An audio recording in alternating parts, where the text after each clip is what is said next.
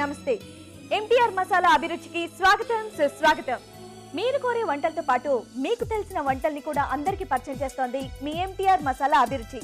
మరి ఈ రోజు కూడా నోరూరించే వంటలతో సిద్ధంగా ఉంది. అవేంటో చూద్దామా?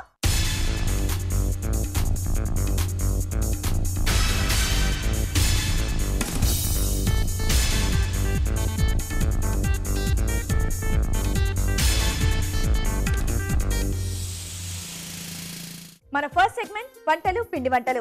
వంటలు పిండి వంటల్లో ప్రతిరోజు మీరు కోరే వంటకాల్ని మా షెఫ్ చిటికలో చేసి చూపిస్తున్నారు. మరి ఈ రోజు ఎవరు ఏ వంట కోరారో చూద్దామా?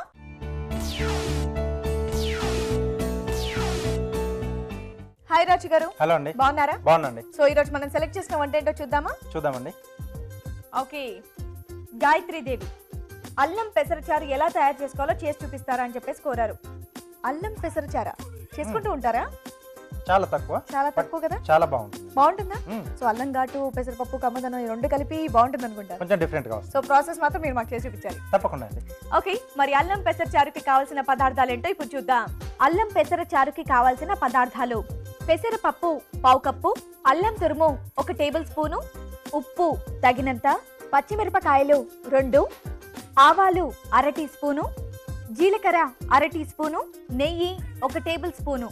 రాజు గారు తయారు చేసే విధానం చూపిస్తారా? తప్పకుండా అండి. అల్లం పెసరచారు కొత్తగా ఉంది వినడానికి.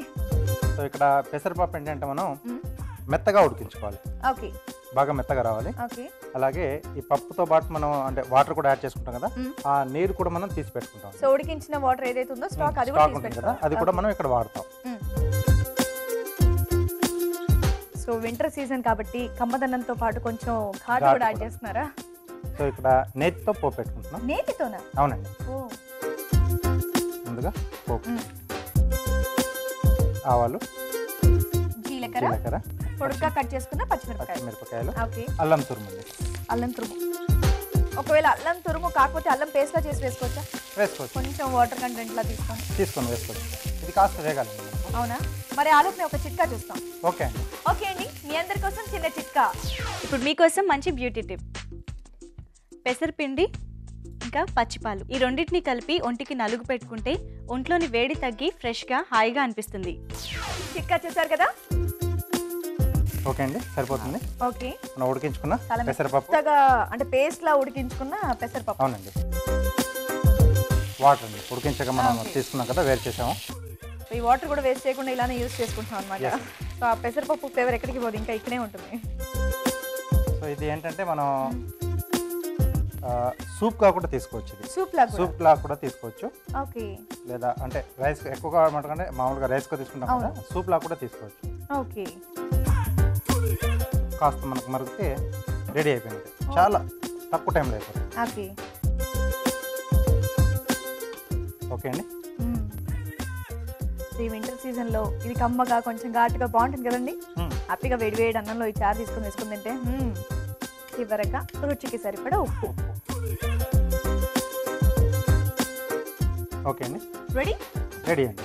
చాలా ఫాస్ట్ గా చాలా ఈజీగా అయిపోయింది. జస్ట్ ఏంటంటే పెసరపప్పు ఉడికించి పెట్టుకోవడం ఒకటి ఆలస్యం అంతే. డిష్ ఇస్తారా?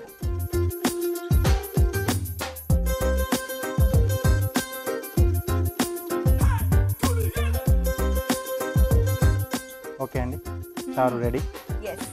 వేడివేడిగా అల్లం పెసరచారు రెడీగా ఉందండి. మరి దీన్ని టేస్ట్ చూసే ముందు దీని తయారీ విధానం ఒకసారి చూద్దాం. అల్లం పెసరచారు తయారు చేయు విధానం: పెసరపప్పు మెత్తగా ఉడికించి మెదిపి ఉంచాలి. పెసరపప్పు ఉడికించిన నీరు కూడా తీసి ఉంచాలి. పాన్ లో నెయ్యి వేసి ఆవాలు, జీలకర్ర, పచ్చిమిరపకాయలు, అల్లం తురుము వేసి వేగనివ్వాలి. ఉడికించి మెదిపిన పెసరపప్పు దీనిలో వేసి పెసరపప్పు ఉడికించిన నీటిని కూడా పోయాలి. తర్వాత తగినంత ఉప్పు వేసి నీళ్లు పోసి బాగా మరగనివ్వాలి. అంతే, అల్లం పెసరచారు రెడీ.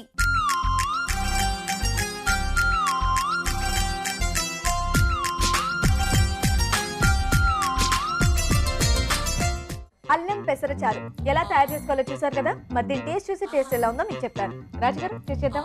ఓకే అండి.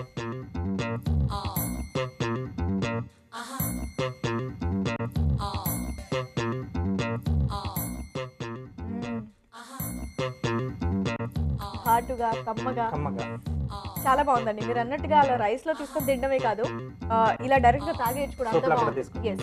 చాలా బాగుంది. ఓకే అండ్ ఇంకా వింటర్ సీజన్ కాబట్టి అల్లం ఫ్లేవర్ ఎవరైతే బాగా ఎక్కువ ఇష్టపడతారో వాళ్ళు కనుక ఇలా చేసుకున్నట్టయితే నిజంగా చాలా హ్యాపీగా ఫీల్ అవుతారండి. అంత బాగుంది. ఇప్పుడు మీ అందరి కోసం చిన్న చిట్కా. మీకోసం మరో మంచి చిట్కా. బోధకాలతో బాధపడేవారు ఆ వాపు తగ్గాలి అంటే ప్రతిరోజు ఆవు పాలతో కాల్ని మసాజ్ చేయాలి. క్రమంగా వాపు తగ్గుతుంది. అల్లం పెసర చారు ఒక డిఫరెంట్ కాంబినేషన్ చారు ఎలా తయారు చేసుకోవాలో చూసారు కదండి. మరి మీరు కూడా మీకు నచ్చిన వంట మా షెఫ్ చేసి చూపించాలంటే వెంటనే మాకు మెయిల్ చేయండి. మా మెయిల్ ఐడి abhiruchi@etv.co.in. ఇప్పుడు ధనుర్మాస దివ్య ప్రసాదం.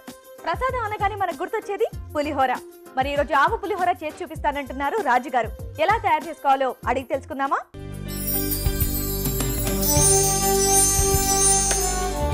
రాజుగారు, ఈరోజు మీరు ధనుర్మాస దివ్య ప్రసాదంగా ఆవు పులిహోర చేయబోతున్నారు. అవునండి. ఓకే, ఇది కొంచెం పెద్ద ప్రాసెస్ ఏమో చేయడం. ఏం లేదండి, చాలా ఈజీగానే చేసుకోవచ్చు. ఆవు పొడి అంటే కొంచెం చేదుగా ఉంటుంది కదా, మరి టేస్ట్ ఎలా ఉంటుంది అంటారు? చేదేం రాదు, అంటే కొంచెం ఘాటుతో ఉంటుంది. కొంచెం ఘాటుతో ఉంటుంది, చాలా బాగుంటుంది. సో అందరూ తినే విధంగా మీరు చేసి చూపించబోతున్నారు ఈరోజు ఆవు పులిహోర. అవునండి. ఓకే, మరి ఆవ పులిహోర కావాల్సిన పదార్థాలు ఏంటో ఇప్పుడు చూద్దాం. ఆవ పులిహోరకి కావాల్సిన పదార్థాలు: బియ్యం 1 కప్పు, ఆవ పొడి 1 టేబుల్ స్పూను, వేరుశనగ పలుకులు 1 టేబుల్ స్పూను, పోపు దినుసులు 1 టేబుల్ స్పూను, చింతపండు గుజ్జు తగినంత, ఎండుమిరపకాయలు 3, ఉప్పు తగినంత, కరివేపాకు 2 రెమ్మలు, నూనె 2 టేబుల్ స్పూన్లు. ఆవ పులిహోరకి కావాల్సిన పదార్థాలన్నీ చూసారు కదా. దాని తయారీ చూసే ముందు MTR మసాలా అభిరుచిలో ఇప్పుడు ఒక చిన్న బ్రేక్.